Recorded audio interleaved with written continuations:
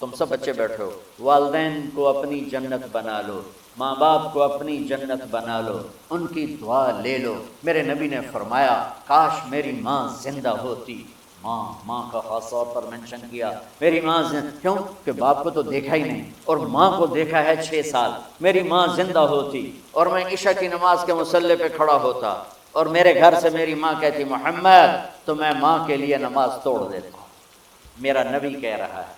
اور جب آپ حج پہ تشریف لے گئے اور ابوا کے میدان سے گزرے جہاں میرے نبی کی والدہ کا انتقال ہوا تھا، اس بات کو 57 سال گزر چکے ہیں۔ 6 برس کی عمر میں مدینہ سے نکلے 3 افراد، میرے نبی کی ماں، میرے نبی کے والد کی باندی ام ایمن، وہ بھی ماں ہیں، انہوں نے بھی دودھ پلایا تھا میرے نبی کو۔ 2 مائیں ہیں، ایک دودھ پلانے والی، ایک پیدا کرنے والی، اور ایک میرے نبی ہیں۔ جب ابوا کے پہاڑوں میں پہنچے تو اچانک ہارٹ اٹیک سے حضرت آمنہ 25 سال کی عمر میں انتقال فرما گئیں، اور میرے نبی نے اتنا اس کا غم لیا۔ 6 سال کا بچہ، میں سن 2000 میں وہاں گیا تھا، میرے آنسو نہیں رکنے کو آ رہے تھے کہ کہاں میرے نبی کی ماں کو اللہ نے اٹھایا، نہ کوئی آسرا، نہ کوئی سہارا، نہ کوئی رشتہ، نہ کوئی جھولی، نہ کوئی چھاؤں، ایسے تنہا یتیم کرن۔ جب ان کو پتھروں میں دبا کے نیچے اترے، ام ایمن کو سے ہاتھ چھڑا کر بھاگے اور اوپر پہاڑی پہ چڑھ گئے۔ جب ام ایمن پیچھے گئیں تو ام ایمن نے کیا دیکھا کہ ابوا کے پہاڑ بھی رو رہے ہوں گے، آپ ماں کی قبر کو چمٹ کے ایسے اوپر لیٹے ہوئے تھے، قبر کو پکڑا ہوا تھا، اوپر لیٹے ہوئے تھے۔ جب ام ایمن قریب آئیں تو سنا آپ کہہ رہے تھے اماں جی، آپ کو تو پتا تھا آپ کے سوا میرا کوئی نہ تھا، آپ مجھے چھوڑ کے کہاں چلی گئی، کیوں چلی گئی؟ 6 سال کا بچہ پہلی موت دیکھ رہا ہے تو ان کو سمجھ میں نہیں آ رہا کہ میری ماں کے ساتھ ہوا کیا ہے۔ ام ایمن نے اٹھانا چاہا، آپ نے اٹھنے سے انکار کر دیا۔ اس صدمے کو سینے میں لیے ہوئے 57 سال کے بعد، 7ویں دن بندہ رو نہیں سکتا، رونا نہیں چاہے تو رونا نہیں آتا، 57 سال کے بعد آپ اس وادی سے گزرے، آپ نے اونٹنی کو ماں کی قبر کی طرف موڑ دیا، اور ان پلرز کو 3 گنا کرو تو وہ پہاڑ بنتا ہے، چھوٹی پہاڑی۔ اونٹنی کو نیچے بٹھایا، اوپر پہاڑ پر گئے، اور یہ مجھے دیکھو، یوں آپ نے گھٹنے کھڑے کیے ماں کی قبر کے سرانے، اور یہ ہاتھ یہاں رکھے اور پھر سر دیا اپنے گھٹنوں میں یوں، پھر رونا شروع کیا۔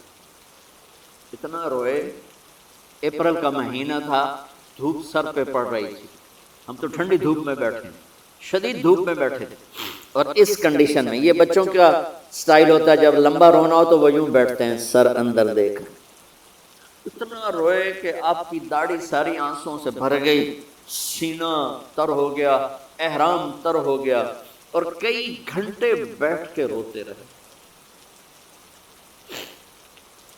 2 جہان کے سردار ہو کر تمنا کر رہے ہیں کاش اماں تو زندہ ہوتی، تو مجھے کہتی محمد میں تیرے لیے نماز توڑ دیتی۔ اور میرے نبی نے، یہ بچیاں غور سے سنو، میرے نبی سے پوچھا گیا یا رسول اللہ قیامت کب آئے گی؟ آپ نے فرمایا یہ تو اللہ کو پتہ۔ نے کہا یا رسول اللہ کوئی نشانی بتا دیں؟ آپ نے فرمایا جب بچیاں ماؤں کو ذلیل کریں گی تو کیا ہوگا؟ جب بیٹیاں ماؤں کے ساتھ بدتمیزی کریں گی اور ماؤں کو ذلیل کریں گی تو کیا مزہ۔ ایک ماں بیٹی کو میں بھول نہیں سکتا، ماں کے موٹے موٹے آنسو گر رہے تھے، اور بیٹی ماں سے کہہ رہی تھی بھوک نہیں، ہماری اپنی پنجابی زبان بھوک نہیں، یہ تو ہم نوکر کو کہتے ہوئے ڈرتے ہیں، وہ ماں سے کہہ رہی تھی بھوک نہیں، یعنی بکواس نہ کر، رو آگے چپ، صرف آنسو اس کے گر رہے تھے۔ شاید وہ یاد کر رہی تھی کہ 9 مہینے کیسے اس کو میں نے پیٹ میں پالا، جنتے ہوئے کتنی تکلیفوں سے گزری، اور اس کو دودھ پلاتے ہوئے کتنی راتیں میں نے کاٹ کاٹ کے گزاری، اور اس کے پیشاب دھوتے ہوئے کتنی دفعہ میں سردی میں ٹھٹھری، اور آج یہ مجھے کہہ رہی ہے بھوک نہیں۔ اس لیے میرے نبی نے فرمایا جس نے ماں باپ کو دکھ دیا، سنو غور سے بچوں سارے سنو، جس نے ماں باپ کو دکھ دیا اس پہ اللہ کی لعنت، اس پہ فرشتوں کی لعنت، اس پہ زمین آسمان کی لعنت، نہ ان کی نماز قبول ہے، نہ روزہ قبول ہے، نہ صدقہ قبول ہے۔ میرے نبی کی زندگی کا دوسرا روپ حقوق العباد، نماز حقوق اللہ میں آ جاتی ہے، میں حقوق العباد کی تھوڑی سی وضاحت کر رہا ہوں۔ ماں باپ زندہ ہیں تو دعا لیں۔ والدین سے کہتا ہوں بچوں کو عزت دو، جہاں اولاد ماں باپ کے حقوق ہیں وہاں اولاد کے حقوق ہیں، اولاد کو عزت دو، اولاد کو عزت دو، اولاد کو عزت دو۔ بہت سی اولاد کی نافرمانی کا ذریعہ ماں باپ بن رہے ہیں، سختی کر کے، زبردستی کر کے، اور ٹھونس کر چیزیں نوکروں کی طرح سلوک کر کے۔ میرے نبی کے گھر میں جب بیٹی فاطمہ ملنے کے لیے آتی تھیں تو میرے نبی بیٹھے نہیں رہتے تھے، یا اب چیئر پہ بیٹھے ہوئے ہیں بی بی فاطمہ آ گئی، اب زمین پہ بیٹھے ہوئے ہیں بیٹی آ گئی، اب چارپائی پہ لیٹے ہوئے ہیں بیٹی آ گئی۔ میرے نبی کیا کرتے تھے؟ کھڑے ہو جاتے تھے، کھڑے ہو جاتے، ایک دم کھڑے ہو جاتے، اور پھر کھڑے نہیں رہتے تھے، تیزی سے آگے بڑھتے تھے اور حضرت فاطمہ کا ہاتھ پکڑ لیتے۔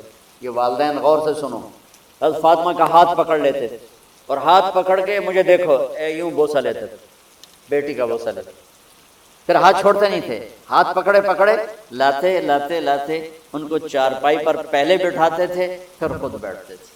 یہ باپ اور رسول ہو کر بیٹی کو یہ عزت دیتے، پھر وہ جنت کی عورتوں کی سردار بنی، پھر وہ جنت کے سرداروں کی ماں بنی، پھر وہ اللہ کے شیر کی زوجہ بنی۔